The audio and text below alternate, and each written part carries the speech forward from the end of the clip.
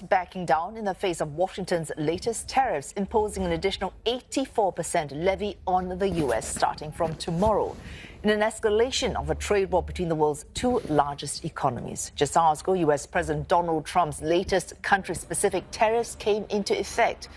Reciprocal levies target 60 countries, which Washington considers, quote, the worst offenders for what it calls unfair trade practices.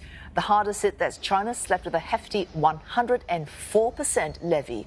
Beijing had refused to walk back its threat to impose retaliatory tariffs, and that prompted Mr. Trump to effectively double that figure overnight. Despite concerns the growing trade war will trigger a global recession, the U.S. leader insisting that tariffs are making America money. We're making $2 billion. This isn't 35 million, that's peanuts. $2 billion a day. And then they say, gee, they don't know. You know, this is only the enemy can be talking this way. In addition, we have a lot of countries coming to see us. They want to make a deal. But retaliation by China is setting Wall Street up for a sharply lower open tonight. The Dow futures and the S&P 500 both down around 2.3%, and the Nasdaq 100 about 2.1%. Stocks in Europe also tumbling, while in Asia, the Nikkei closed the session almost 4% in the red. Live from Beijing and Kate Fisher in Washington, D.C. I start with you, Si Hui. China retaliating there with its 84% tariffs, and that's after stressing that it was prepared to resolve these disputes through dialogue. Is dialogue still on the table? Well, I spoke with some analysts, and they say it appears to be that Chinese political elites have met in an extraordinary meeting to decide to hit back hard on these U.S. tariffs. But it still remains to be seen as whether it's a negotiation technique. And so the announcement, the bombshell announcement, was made at about 7 p.m. on state media on CCTV. Prior to that bombshell announcement, the announcer, the anchor, had outlined the white paper that was issued earlier today. And it said that the U.S., and it is hoped that the U.S. and China will move towards each other, calling for equal dialogue and consultation. So it seems to be that dialogue is likely still on the table. But analysts I spoke with say, in principle, they say China is open to dialogue, but only if it believes it won't lose out. So it's going to be a wait and see to see if U.S. will back down. And the U.S. will also be looking to see if China will back down. But they say that this tit-for-tat war will continue for a while, and it depends on who blinks first and who is able to bear more pain. Now, beyond that, let's take a look at some of the announcements. China has also added 12 U.S. entities in the export control list, adding 6 U.S. firms to a so-called unreliable entity list, prohibiting them from engaging in import and export activities related to China and from making new investments in China. And this comes just as China expressed grave concern to the World Trade Organization about reckless tariffs by the Trump administration. All right, so what you're saying, any talks depends on who will blink first, and that is also in that consideration who is likely, who can take more pain. The pain for China will be on locals and domestic businesses. How will this tariff fallout affect Chinese locals and Chinese businesses? So China mostly imports agricultural products from the U.S., such as soybeans and seed oil. So we can expect Chinese farmers to take a huge hit from this additional tariffs. But analysts I spoke with say businesses and consumers may not be hit as hard as the farmers, as they can look inwards and look towards, pivot towards domestic or partner-friendly alternatives. And we spoke with some Chinese nationals, and this is something that they agreed with. 感觉可能对以后经济形势会有更不好的影响，然后这个肯定涉及到双方利益都是有感觉不是利好的。本身就是随着本土工业和技术的发展，它就是会出现本土品牌、本土企业，然后逐渐替换掉海外的这些牌子，这是一个渐进过程。因为本身本土品牌有很多优势嘛，供应链成本优势都是比较占便宜的。Well, Chinese President Xi Jinping, in his first public speech since the escalation of the trade war, has called on China to strengthen strategic bonds with neighboring countries, and even asking to have possibly open new bilateral cooperation with neighboring countries. And so far, we have seen China trying to shore up trade relations with Japan and South Korea.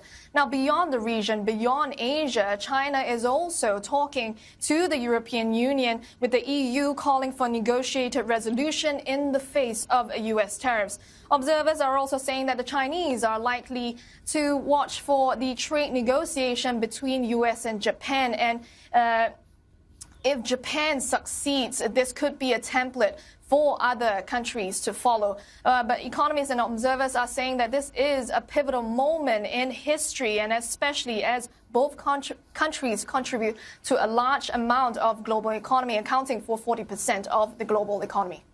Thanks to Tan Si-hui. They're reporting live from Beijing. Let's head to Washington, D.C., where Kate Fisher is standing by. Kate, we heard from Si-hui there, China's response imposing those tariffs on Washington. Mr. Trump seems to believe that China might be prepared to cut a deal. In that earlier we heard a soundbite from the U.S. president in which he said many countries are getting in line to make deals with the United States.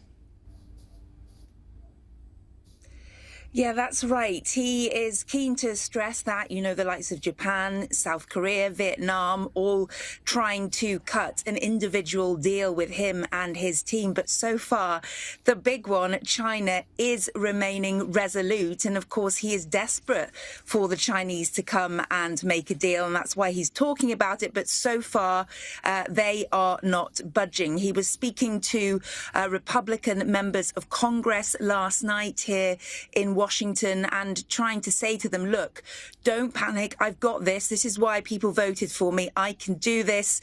I'm going to make deals with these individual countries. Stop trying to interfere, because there have been some Republican members of Congress who joined up with Democrats to try to introduce bipartisan legislation to wrest trade policy control back from the White House into Congress.